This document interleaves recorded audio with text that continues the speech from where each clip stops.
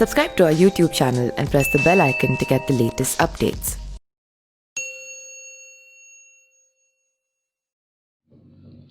बिहार विधानसभा चुनाव की मतगणना के रुझानों में सुबह से उतार चढ़ाव पर देश भर की नजरें टिकी हुई है। इन रुझानों में सबसे ज्यादा चौंकाने वाली वामपंथी दलों की है।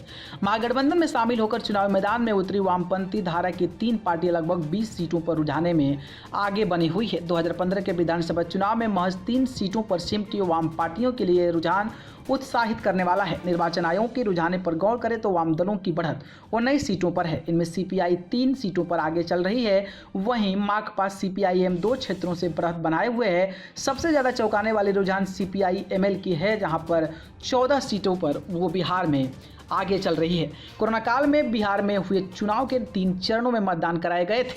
28 अक्टूबर और 3 और 7 नवंबर को 243 सीटों के लिए मतदान कराने के बाद आज मतों की गिनती हो रही है। सुबह 8 बजे से शुरू हुई मतगणना में विभिन्न दलों के रुझानों में लगातार उतार चढ़ाव देखने को मिल रहे हैं। ताज़ा रुझानों के मुताबिक बीजेपी जहां 125 सीटों पर बढ़त बनाई हुई है, तो वहीं पर आरजेडी महागठबंधन लगभग 85 से ज़्यादा सीटों पर बढ़त बनाई हुई है।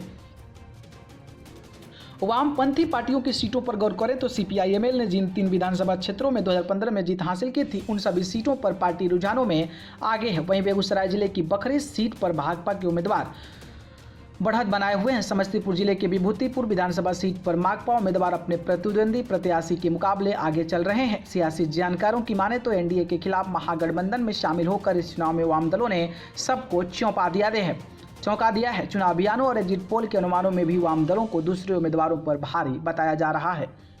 न्यूज रूम से न्यूज लाइव की रिपोर्ट।